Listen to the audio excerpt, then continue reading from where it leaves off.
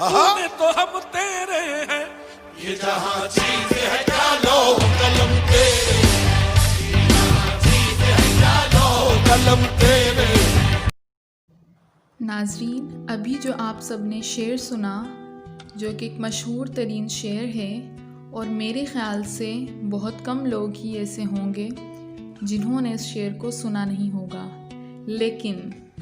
لیکن اس شعر کا اصل نظریہ بھی بہت کم ہی لوگ جانتے ہوں گے۔ اسی لیے میں نے سوچا کہ جو علم مجھے ملا اس شعر کے ذریعے وہ میں آپ لوگوں کے ساتھ بھی بانٹوں، تاکہ آپ بھی اس حقیقت کو جان سکیں جو اللہ نے مجھے دکھائی۔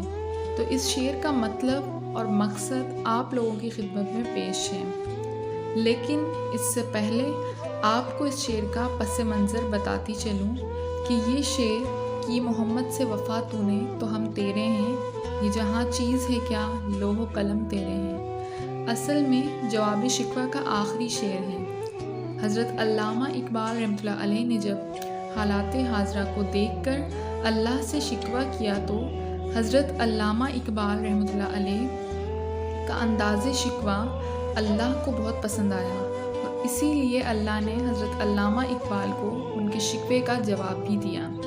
تو یہ شعر بھی اسی جواب شکوہ کا آخری شعر ہے، جس میں اللہ تعالیٰ حضرت علامہ اقبال رحمۃ اللہ علیہ بلکہ تمام لوگوں کو کامیابی کا راز بتا رہے ہیں۔ چلیں اب اس راز کو جان لیتے ہیں۔ ناظرین، اس شعر میں اللہ تعالیٰ خاتم النبیین حضرت محمد صلی اللہ علیہ وآلہ وسلم سے وفا کرنے کا کہہ رہے ہیں۔ اب سوال یہ ہے کہ وفا کیا ہے؟ وفا سے کیا مراد ہے؟ یہاں پر لفظ وفا ہی کیوں استعمال کیا گیا؟ عشق بھی ہو سکتا تھا، محبت بھی ہو سکتا تھا، لیکن پھر وفا ہی کیوں؟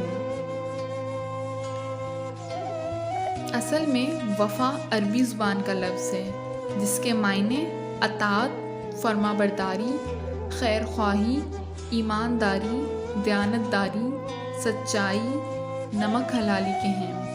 اب آپ کو سمجھ آ گیا ہوگا کہ اس لفظ وفا سے کیا مراد ہے۔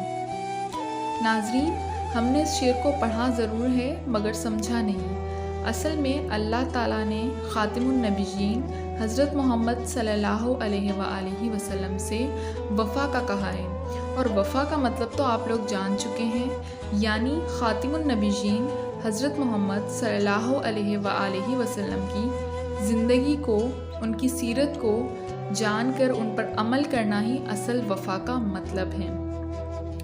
یہ بات درست ہے کہ میلاد کرنا بہت اچھی بات ہے، لیکن صرف میلاد سے وفا لفظ کا مطلب مکمل نہیں ہوتا، اور یہ بات بھی درست ہے کہ گھر کو سجانا اچھی بات ہے، یہ ہم سب کی محبت ہے خاتم النبیین نبی اکرم صلی اللہ علیہ وآلہ وسلم کے لیے۔ لیکن وفا لفظ سے مراد صرف گھر کو سجانا نہیں ہے، اور نہ ہی صرف ان کا ذکر کرنا ہے، بلکہ وفا کا مطلب تو اطاعت کرنا ہے، اور اطاعت سے مراد آپ صلی اللہ علیہ وسلم کی تعلیمات پر عمل کرنا ہے۔ خاتم النبیین حضرت محمد صلی اللہ علیہ وآلہ وسلم فرماتے ہیں، جس نے میری اطاعت کی اس نے اللہ کی اطاعت کی، اور جس نے میری نافرمانی کی اس نے اللہ کی نافرمانی کی۔ اور ناظرین، میرے تجربے کے مطابق کچھ لوگوں کے ذہن میں شاید یہ خیال آ رہا ہوگا کہ ہم نبی نہیں ہیں اور نہ ہی بن سکتے ہیں۔ تو اللہ تعالیٰ قرآن مجید کی سورۃ الاحزاب کی 21ویں آیت میں فرماتے ہیں کہ بے شک تمہارے لیے خاتم النبیین نبی اکرم صلی اللہ علیہ وآلہ وسلم کی زندگی بہترین نمونہ ہے۔ دیکھیں ناظرین، خاتم النبیین محمد صلی اللہ علیہ وآلہ وسلم اس دنیا میں تشریف ہی اسی لیے لائے تاکہ اللہ کا پیغام ہمیں دے سکیں، ہمیں سکھا سکیں کہ زندگی کیسے جیتے ہیں۔ تو اپنے ان خیالات سے باہر نکلو اور خاتم النبیین آپ صلی اللہ علیہ وآلہ وسلم کی طرز زندگی کو پڑھ کر، سمجھ کر اسے اپنی طرز زندگی بنا لو۔ اور جب ہم نبی اکرم صلی اللہ علیہ وآلہ وسلم کی تعلیمات کو سمجھ لیں گے اور اپنی زندگی میں ان تعلیمات کو عمل میں لے آئیں گے، یعنی خاتم النبیین حضرت محمد صلی اللہ علیہ وآلہ وسلم سے وفا کریں گے، تو پھر آخری مصرعے میں اللہ تعالیٰ فرماتے ہیں یہ جہاں چیز ہے کیا لوح و قلم بھی تیرے ہیں، یعنی یہ دنیا تو کچھ بھی نہیں، پھر لوح و قلم بھی تیرے ہیں۔ لوح و قلم سے مراد خدا کے احکام کی تختیاں اور اس کے لکھنے کا قلم ہے، یعنی وہ کتاب جس پر ہمارا نصیب لکھا جاتا ہے اور وہ قلم جس سے ہمارا نصیب لکھا جاتا ہے۔